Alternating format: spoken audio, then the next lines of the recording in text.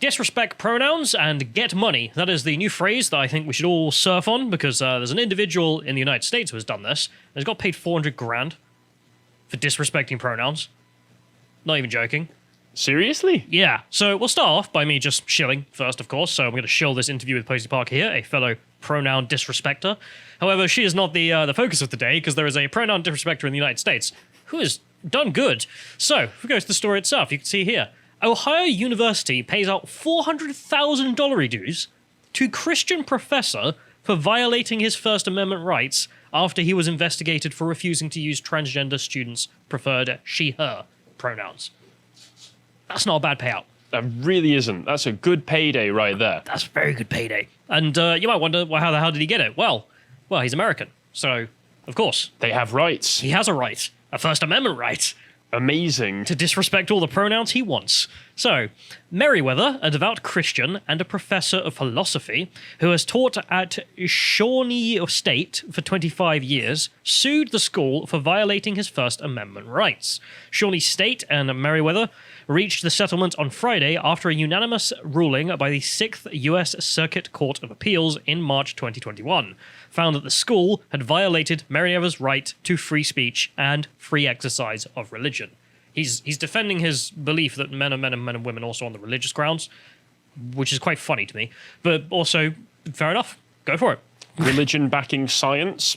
Yeah. Who saw this one coming? I actually love there's a quote in the Quran that's very direct about this, which is that God made a man and a woman. That's just done. The word of God. Can't argue with it. More religious rights. Allahu Akbar, brothers. The controversy began on the first day of Shawnee's second semester in January 2018, when Merriweather responded to a student's question by saying, "Yes, sir." And that's where all the trouble began. Those eyes. After class, the student, who was born a male but identifies as a female, asked that Merriweather refer to them as a woman and with female pronouns. Merriweather said he could not comply with the student's wishes because they violated his religious beliefs that gender is determined from the moment of conception. I presume the author meant to write sex there, because I don't know how your gender would be defined by conception. Surely it's just sex is fine, but okay. Sadly, we have got to the point where a lot of this language has become ubiquitous, and it is kind of difficult sometimes to stop yourself from using that kind of language. Although, frankly, I have always kind of hated this distinction even being made. But, oh no, sex not... For most people, sex and gender mean the same thing. It's nonsense. Everybody knows secretly that the only reason back in the 90s and 2000s people used the word gender because they didn't want to say sex in public. It seems... I know there is a definitional distinction in the dictionary and whatnot, but in general terms, when people actually talk to each other, no one really gives a toss. Before all these nutters came about, nobody cared. Sure. But anyway, that's a minor point. Court documents say that the student became belligerent... It's very ladylike. When Merriweather refused to comply, told him he would be fired, and said, "I guess this means I can call you a cunt." I mean, technically, yeah. I mean, go for it. The professor's just like, it's a free country. Yeah, you call me what you want, but you're still here to learn from me. Yeah, you're also being very ladylike with your belligerence. But there's obviously the point there that the individual here is deluded about the world. I mean, they honestly believe they can just go up to someone and demand that you say these things, and if they disagree, well, that's not allowed. No, of course People aren't allowed not. to disagree. No, they can. Well, I must be given respect. There's no way I should have to earn it in any sense. Yeah. You can just demand belief of someone, and it will be so. I mean, they honestly are deluded enough to think about how that conversation was going to go. It didn't. So, the student filed a complaint with the school, and Merriweather was told by Dean Roberta Milliken to refrain from using gender pronouns at all in his class. Merriweather said this was next to impossible. It's like, what are you going to do? You just point to the crowd and you go, you, yes, you, not you, no, you. It's going to work like the army, where you have to say the last name for everyone. It's like, Ramirez! Take that point. Anyway, so he then offered to refer to the transgender student by their last name only, so he would shout Ramirez, the transgender person, and the administration accepted that, which is funny. But then the student also then complained about that twice more, because that wasn't good enough. Once after Merriweather referred to them as Mr. before correcting himself, correcting in quotes, and threatened legal action if they did not take action against the professor. Sorry. Okay, so they get a demand. I'm not going to give in to your demand completely, but I will make some. I will mitigate my own language for you. Yeah. Not good enough. I want it only the exact way that I said, even though the way that you're changing your behavior should be enough to stop me from being offended. I this love is purely about control. You can feel the aspiration though in the professor. He's just like I've tried to work with this person. Yeah. Like they're still being autistic. This student is just desperate to be at the center of a controversy and have all of tension on them. Well, I don't know if it's about attention, but necessarily it's It definitely, seems that way to me. It is definitely about genuinely wanting the other individual to call you by your preferred pronouns at any cost, and you believe that you can just demand this other person believe in that, and it will happen. No. Like, if the other person doesn't believe you're a woman and isn't going to accept that, well then, that's the end of the conversation. You've got to convince them. I think it is very telling of the attitude that this person is trying very hard to accommodate you, slips up a few times, not good enough. No, not happy with it. Merriweather then offered to refer to all students by their preferred pronouns if he could include a note in his syllabus stating that he was doing so under compulsion and setting forth his personal religious beliefs about gender identity. He was like, "No, I'll do it, but I'll do it under duress, written duress." Yeah, I've got a gun to my head here. So again, I mean, he's not being the situation is unreasonable, and in the most unreasonable situation, he's being as reasonable as he could be, which is pointing out that this is stupid. The dean refused this option on the grounds that it would violate Shawnee's gender identity policy. Why do you need one of those? I mean, you're an institute for education. Points out that the policy's stupid and a waste of time. I mean, what does your biology class teach? Nothing worthwhile, I imagine. The dean then informed Merriweather that an investigation was being opened into complaints against him, which later resulted in the claim that he had created a hostile environment in the classroom. And this is just so insidious. I mean, that language there. I mean, leftism genuinely, as he points out there, proceeds in such a gradual way. You know, it's just a policy change. It's just a new position in the diversity inclusion department.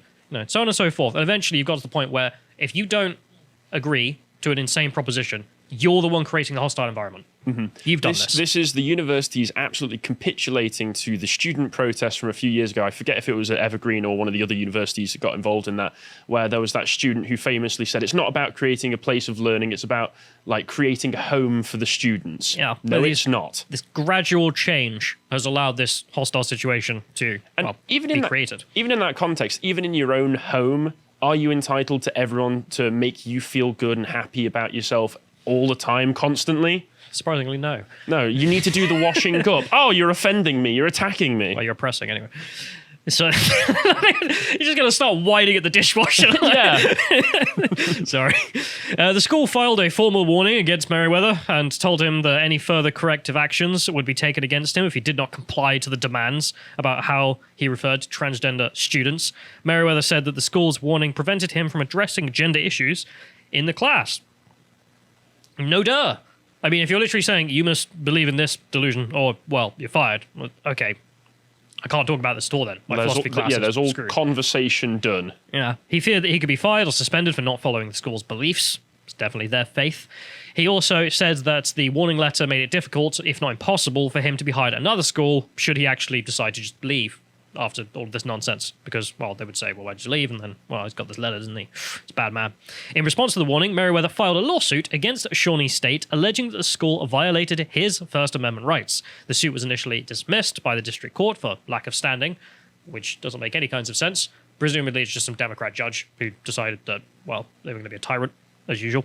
But the 6th U.S. Circuit Court of Appeals overturned the dismissal and unanimously ruled that Merriweather's freedom of speech had been violated. They also said that his 14th Amendment rights to due process had been violated by the lower court, refusing to even listen. Well, that sounds legit to me. Fair enough. This is what it means to be an American, to be actually free for once. So the First Amendment's interests are especially strong here because Merriweather's speech also relates to the core religious and philosophical beliefs that he holds, said Judge Jamal. If professors lacked free speech protections when teaching, a university would wield alarming power to compel ideological conformity, said the judge. Well, that's right on the money, which is, well, what's the purpose in all this? Yes. Why ideological conformity? I mean, the interesting thing as well, given that you said that he's a professor of philosophy, is that gender ideology comes from certain offshoots of the postmodern philosophers, like gender ideology, you can trace it back to people like Judith Butler. So if he ever needs to discuss Judith Butler's philosophy, you can't critique it, you can't question it, you can only go along with it because that's the institution's rules. And that's insane. What's the point of philosophy if you can't question it? I mean, that's literally, what's the point? You shut down the class. It's done. I guess we've figured it all out then. Well, that is the solution. I mean, as he said, that is the point. It's ideological conformity, which is what these individuals want. They don't want a university in which you can discuss ideas. There's no free debate. There's no marketplace of ideas. All of these concepts are alien to them completely. Instead, there is you believe. And if you don't believe, well, we're going to punish you. I mean, they literally tried to get him fired for him pointing out, look here, sir. Now listen up, young man. That was what he was almost fired for. And I love that. So that's the Mail, who of course are right-leaning, so they're happy with that. I had to go to CNN because we need to see what they say about I love the person who wrote this is clearly just trying to keep to the facts because they know they've lost. But also, you can sense the salt in which they write some sentiments in here. So, quote, as part of the settlement, the university has agreed that Merriweather has the right to choose when to use or avoid using titles or pronouns when referring to or addressing students. Can do what he wants. Love it. It's just like he can even use the wrong pronouns. Who cares? Literally free as man. The release from Merriweather's attorneys read, significantly, the university agreed Merriweather will never be mandated to use pronouns, including if a student requests pronouns that conflict with his or her biological sex. So, yes, he can call you what he likes because he's a free individual. Well, he can even misgender you on purpose. For a laugh, even if you're cis male. Who cares? Why not? Shawnee University released a statement on the settlement saying that it was an economic decision. Purely economic. Just about money. Purely economic, yes. Wasn't that they were going to lose, evidently, and therefore set down in stone in, well, US law, you are free to do as you please. No, they settled out of court to not make this precedent. Purely for economic decisions, which is why they're pushing gender theory in the university for economic decisions. You know how it's basically a money mill pushing out gender ideology. Oh, yeah. Everyone who goes out of that course is going to be rich beyond their wildest dreams. Well, certainly if they work in the government, that's true. In the 4 years since the lawsuit was filed, the school said it became clear that the case was being used to advance divisive social and political agendas at the cost of the university and its students. And who started that? I love that, because there was an organization that backed up him who were like, yeah, that's a good point. We could actually hammer down in law that you're allowed to do this under the First Amendment. It was, I think, the American for Freedom group, or I can't remember their name. But I love that they identified that, yes, this is absolutely a cultural issue, and you're going to lose it in the courts, which have real consequences. Unfortunately, that's not happened. However, they did pay as much money as possible to make sure that didn't happen, which is very telling. Well, to be fair, even though it's not in the law books right now, this does send a message to other universities. Yeah. Break free speech, pay big bucks. And that's the way it should work. Yes. That's a beautiful world to live in. I want that future. And also, I love the idea that if more and more professors just start doing this and then they get persecuted, everyone gets 400 grand. 400 grand here, 400 grand there. Do you want to take a trip over to America, Callum? I think we could make some good money. Gonna make a professorship and then just disrespect everyone's pronouns. Cis or not, don't care. That cost is better spent on fulfilling Shawnee's state mission of service to our students, families, and communities, they said in a statement, presumably in deluding them into unreality, which is so much more a better use of money. There is some immense projection going on, trying to accuse this professor, who presumably has probably been there for a while, just doing what he does, as he has been for years, and now they're the ones coming in, you're just trying to divide people with your insidious political agenda. No, who did that? Sorry, everyone knew what a woman was, right up until, a couple of years ago, and then you guys... Yep. You guys made this an issue, and we'll take you to court and we'll win. That's for damn well sure, because we got solid definition, you don't, if nothing else. But it's a great point. They're just like, you're the divisive one. Really? Am I, though? So, meanwhile, in the UK, it's not as rosy. If you're an American, you're going to have some good times, especially if you're a professor, apparently. But in the UK, there's still being grim. So, I thought we'd go through some of this to callous it in some what's going on. We can't have everything be good news, can we? No, not allowed. I think it's company policy. Oh, thanks, Callum. So we'll start off here with the Home Office email asking staff to state their pronouns, of course, because even though it's run by Priti Patel and the Conservatives. They're that kind of conservatives, apparently. Staff in the Visa Status and Information Services Department were sent a standardized format for their email signatures that included a suggestion that they include their preferred gender pronouns. For example, he, him, according to the Free Speech Union. And I'm inclined to believe the Free Speech Union over the Home Office because, well... They have principles. Yeah. So according to the Guido Fawkes website, officials were told that the new email signature was part of a wider cultural change in the department. Oh, wonderful. Fantastic. We're going even more woke. Why not? Yes, that wider cultural change being the one just only to the left. Yeah. That's the only way cultural changes are allowed to go. Far right Priti Patel, who's going to send the migrants to Rwanda, and that's pretty cool. But she'll make sure not to misgender them. Yes, Yeah. of course, she will give them the preferred... Could you imagine being the migrant from Eritrea and you get an email from the Home Office? It's like, Dear Abdul, you're being sent to Rwanda, signed Jennifer Lee, she, her. No, imagine you're on the boat. You're about to be sent off, and some bureaucrat so and so just stands up and goes, "Before we go, everybody, I'd just like to take down all your preferred pronouns." Yeah. But also, it is obviously not really used because, well, you can't tell what the pronoun is. You can by looking, usually. 99.9% of the time. We are evolutionarily designed. It's the first thing we notice is what sex is this person? It's a pledge of allegiance. Whenever you see someone who's put their pronouns at the end of an email, it's either they've been forced to or they've willingly done it as a pledge of allegiance to progressivism. I mean, this is why I've said if you ever get handed a business card and it has pronouns in the bin, not doing business. Yeah. Bye-bye. Like, I don't want to deal with that person. no.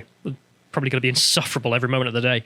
So the story was strongly disputed by the Home Office, who said that it totally wasn't true, they swear, and I don't believe them. Please, guys.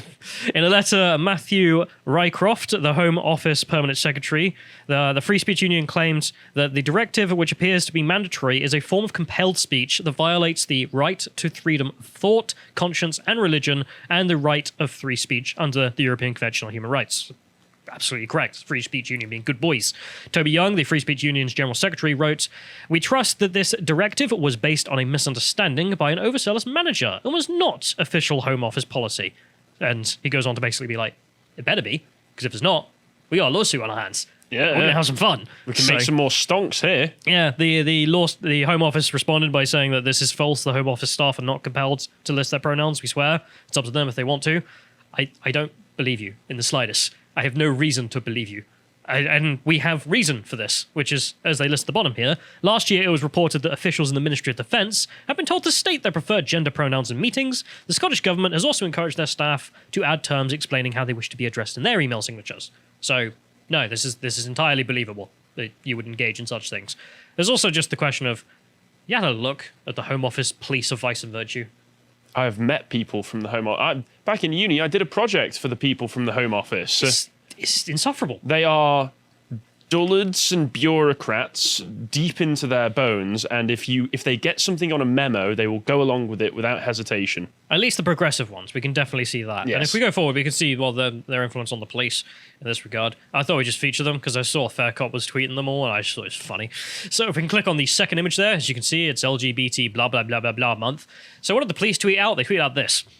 So for those listening, it's an armed police officer with his gun and his pistol, aiming down the sights, presumably gaydar sights, I don't know, with hashtag accepting you for you. Wait, would the gaydar to be determine who to shoot or who not to shoot? He's heterosexual. At least I like the rainbow armband on the shoulder as well, so you know it when you're being gunned down, it's by the gay police. Well, he doesn't have a swastika armband, he's a rainbow armband, as he in front of him. Yeah. Get down, face the wall, citizen. Yeah. By the way, those are great shoes. Bang, bang, bang, bang, bang. I can't believe they still put this stuff up. This is still up as well. A lot of people have just been like, what the hell? Embarrassing. Because remember as well, for Americans, this might not be as edgy, but in the UK, like, armed police officers aren't normal. Like, you'll find them around Parliament because Islam. But everywhere else, no. Like, this isn't a thing. So to even have this on an armed police officer is something else. Yeah, the only time that I've seen armed police officers anywhere was in Manchester immediately after the MEN bombings. And the only thing I can think, if they had the rainbow armbands on, this would only further the convictions of the terrorists. They're like, yes, we're doing the right thing. Although he decided to bomb kids. Yes, obviously not condoning that whatsoever. Yeah, of course. I'm just saying from their perspective. But you make a great point. Why is it on the arm as an armband there? Every time it gets worse and worse. Of course, if we go forward, we also have the Home Office, other police officers of Vice and Virtue. As you can see, Fair Cop being like, yeah, this isn't political. It's totally not political. The trans riot shield with police with pride as he batters you over the head for turning up at that Robinson rally. Oof. Get back. And there was the big Manchester protest over the weekend for trans rights while I was back up north. I didn't see. Can you imagine if it went beating? Yeah, if it went out of order and the police show up beating the trans rights with the trans shields? Well, I think that's a good point, though. To be fair, that you think about it, they're doing this obviously as a way to try and threaten you. No, they're doing it. I don't even know if it's a virtue signal. I think it's a threat. Well, I do think it's a threat, but it's all in service of the leftist ideologues and the ideology. But you're never going to win them over. They hate the police to their core. All cops are bastards. Yeah, all you see all over places like that, especially at those sorts of protests, is ACAB. ACAB everywhere. They're not going to care if you show up with a rainbow armband or a trans shield. They're still going to hate you. I really want one police officer to combine all these elements. Like, I want to see an armed police officer with a rainbow armband, trans shield, I don't know, a little stash up there with rainbows. His gun shoots confetti. He just starts executing TERFs because, he's a tolerant policeman. I mean, I'm sorry, but that's what that looks like. When you're like, yeah, I'm an armed police officer and I'm here for your protection. I stand with the LGBT lobby. Police with pride. Oh, all the gays back home are going to be so proud of me. Yeah, but like, if you're a TERF, holy crap. I mean, this is such a threat. They're showing their allegiance. If we go to the next one, we can see more of this as well. You see stop in the name of the law here from someone who's definitely not political. This person looks like they're on ketamine. I mean, so I suppose it fits with the culture, I love the idea she got banned behind. She's literally about to just whack you because it's Pride Month. If we go to the next one, we also have more of this as well. As you can see, Greater Manchester Police Pride Network. No TERFs on our turf, as in no people who believe women are women. So Manchester is a hostile environment. Literally, the Greater Manchester Police are saying Manchester is our turf, and if you believe that women are women, you're not allowed on our turf. I'm so glad I don't live in Manchester anymore. This is what I mean. Like, they're just openly threatening the public at this point. I mean, the Manchester Police were the absolute clowns that had the "it's an offence to cause offence" van out that time. So they were also one of the most, they are literally the most guilty police force in regards to the grooming scandal. Like, they had to be shut down because they were failing so much. They had to be reformed. So, look, progressivism destroys societies, and you can see it here in real time. If we go to the last one here, we can also see the funniest one I saw Fair Cop find. Leicestershire Police, LGBT Network, toilet activism. Yeah, so you're not a police force. You're an armed activist. That's what you people are. Nice to have an admission, at least. I'm sorry. Right, have you ever watched the show Community? I haven't, no. Right, there's a character. I have seen some. Yeah. There's a character in that, the Dean, who throughout most of the season shows up in increasingly ridiculous outfits. And one day he shows up in an outfit that's half suit, half dress. And he goes through his whole spiel, walks out, comes back in, and he's like, "I'm so sorry. I look ridiculous. I've gone too far this time." So even basically a cartoon character knows how stupid this is. Yeah, but it's also just the open admission by the police. You are activists. Good to know, I suppose. But if you're an American, you actually have rights. You're a free individual.